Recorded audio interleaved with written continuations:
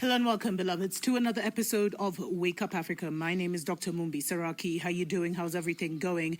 I really do pray that you are well in all your ways and that you're moving into living life truly in your own narrative, on your own terms, and in your own story. Because soon, living on your own terms is going to become a luxury that only few can afford or few are actually living. I really want to send a special shout out to my Patreon family. Thank you so much for supporting us on that platform and enabling us to continue to bring the relevant news to our people. Thanks to everyone that has subscribed to this channel as well. Be sure to like, beloveds, because there's some kind of onslaught going on against, Black consciousness YouTubers, if I can say that. So make sure that you like their videos and share them so that, we continue to battle those algorithms that may not be working in our favor. I really wanted to bring this topic to your attention because, we've started a relocation service, free plug, definitely check out the links below where if you're seriously relocating to Africa and you need contacts, you need links, and you need that on-the-ground information, definitely consider joining. But one of the things I've received a lot of emails from, our African-American brothers and sisters, some saying, they're staying. They're not going anywhere. That is their land. And I think it's very important for us to open up the discussion that, not all African Americans came from Africa. That is one of the greatest fallacies that has happened. We were a global melanated planet, which means we were absolutely everywhere, on every land, in every country, in every continent, the countries they created. And, there's been so much that's been done because it's a mental reality, it's a mental world. There's so much that's been done to corrupt and rewrite the story, especially when you see the pictures of who they say the native Indians were. But, the Americas were actually it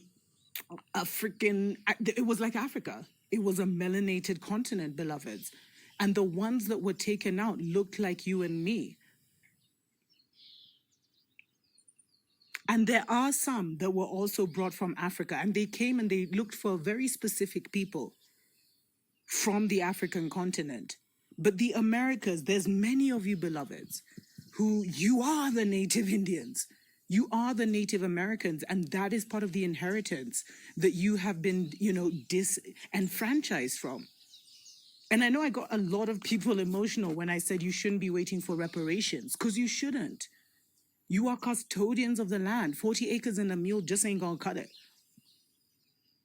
But it's time that we start to recognize, because you see, what they've tried to do is separate the melanated people so that we think that we existed in silos, or so that we think we're all different.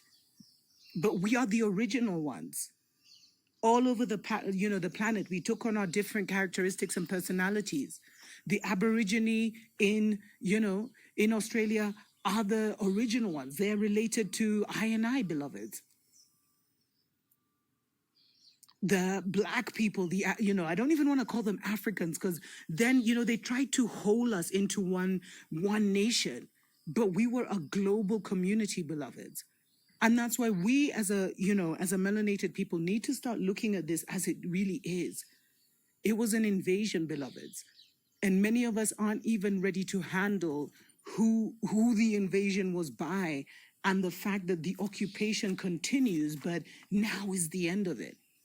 Which is why certain gods and goddesses are going to start appearing on the scene, or are already on the scene, but they're going to start making themselves known. Because the battle has been waging in earnest, beloveds. They came in peace, but they, turned into a warring, corrupt, devilish, evil people. But many African Americans, you are the Native Americans. You're not even African Americans, you're Native Americans. You're the ones that they brought blankets with, was it smallpox or whatever diseases, and wiped out entire communities because they said they came in peace, but they actually came in war. And they are still warring us right until this day. So there are those beloveds of you who really don't feel any connection to Mama Africa. And this is just, a confirmation, a reassurance that America belongs to you. But the reason that America is going to face the greatest, destruction is because of all the wickedness that has been done on that land.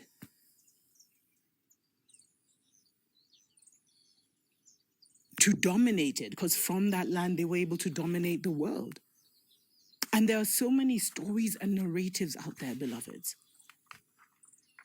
So many. And many have not been written by us.